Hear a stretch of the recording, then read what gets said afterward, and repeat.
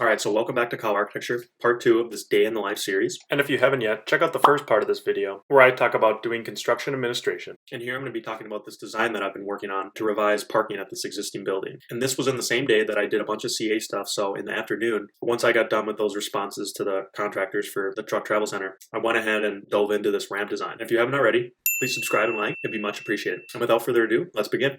Alright guys, so I did a little bit of CA in the morning, and then in the afternoon I got to put on my creative hat and do some design work. Here we go. Here is the truck travel center. Hopefully the finished product will look like that. More to come. I am working on a parking ramp for an existing building, and they have a building right here, and they also have a parking ramp that's an adjacent property. They want to see if they can get enough parking if they reconfigure the surface level and also one floor of the ramp. So based on their space needs, they have a lot of square feet. So doing the calculations, we need at least 220 parking spots. Down here, you can kind of see we're at about 219, so we're a little bit under, and we have to account for handicap spots. So I'm working on this in Revit, and then I want to bring it into SketchUp and do some renderings and see kind of what this is going to look like. But first, I need to make sure that I have all the widths and dimensions of the parking stalls and also the driveways. I came up with this configuration.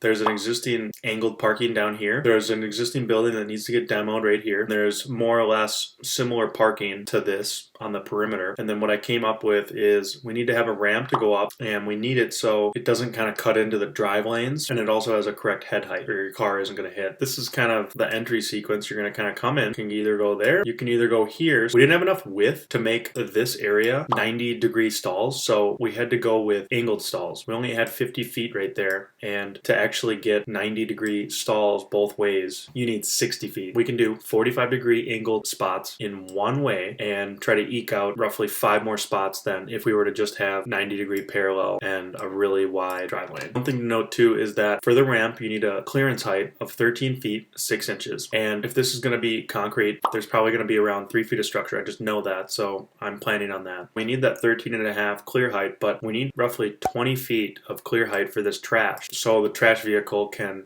kind of lift up its arms and go to 24 feet. So the ramp cannot be over where the trash is. All right, so we go up to the next level on the ramp, and here it's roughly the same configuration. We have around 20 less parking spots. We made it so that all of these are two-way drive lanes, so 24 feet on all 4 of these, and then with this one way being around 13 feet for the angled parking. And so that's about 100 parking stalls, 20 less than below, and we want to try to connect this existing building at this ramp height. Here's what the 3D view looks like.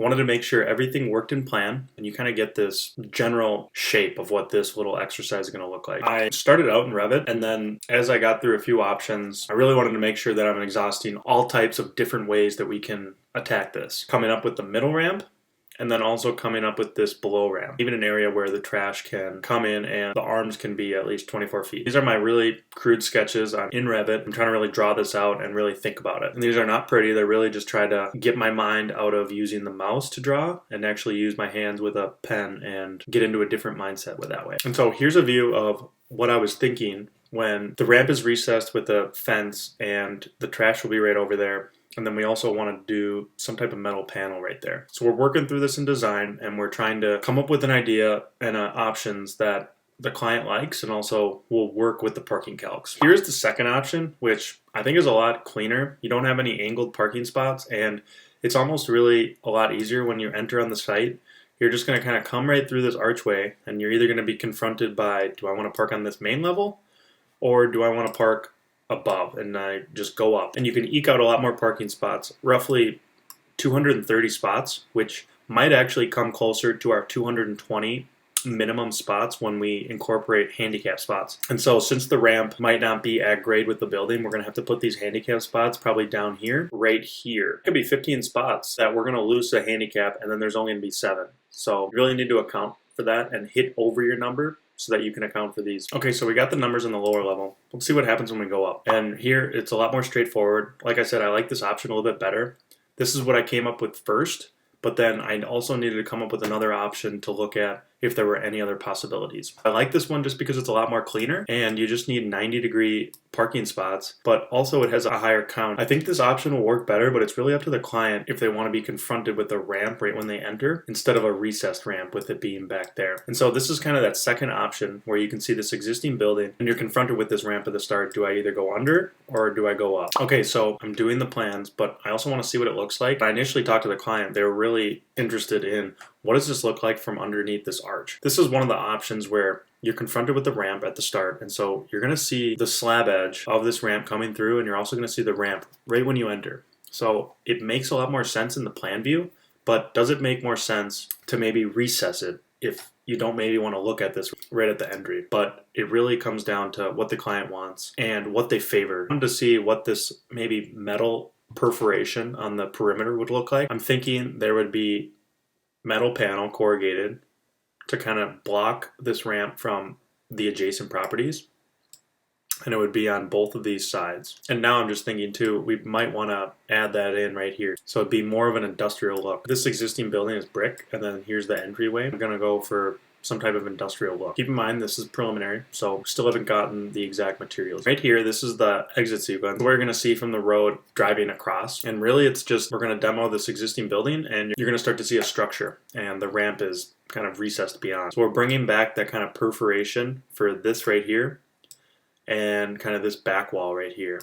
And then we're also gonna kind of propose this little gate area to secure this perimeter. Trash man can either come from the entry or right here, and they can just go there, get the trash bins, and then they can drive underneath the ramp. They'll have clearance for that. Here's this view now underneath the ramp, seeing what it would be like getting in it, and then also seeing what it would be on top of it, how it would look, like what level you'd be at in comparison to the existing building. It's a little bit crude, but this is really just initial thoughts and getting our head into it. There you have it. I did construction administration in the morning and went on to do a little bit of design for a new client. That's typically what a day in the life of an architect is. Typically you're working on a newer client, so you got to constantly be getting new work, but then you also have things come up with your buildings that are being built. You're not totally off the hook once you do the documentation. You still need to make sure that it gets built the way you want. You need to take some time throughout your week or your day to make sure that the contractor's following your documentation, and then make sure that you're answering their questions so they can build it the way you want it. The purpose of this video too is to show a modern architect working from home what exactly you're doing during the day. Really, it's sometimes not as glamorous as what you'd think, but in reality, I would say it's a little bit better than other career fields because you're not looking at a spreadsheet all day, or you're not on cold calls. You're getting to draw, design, and at your own time too. I would say just like any job, each day is a little bit different, but overall, you're kind of going to see a similar task list of an architect throughout the day. And you're either in the design phase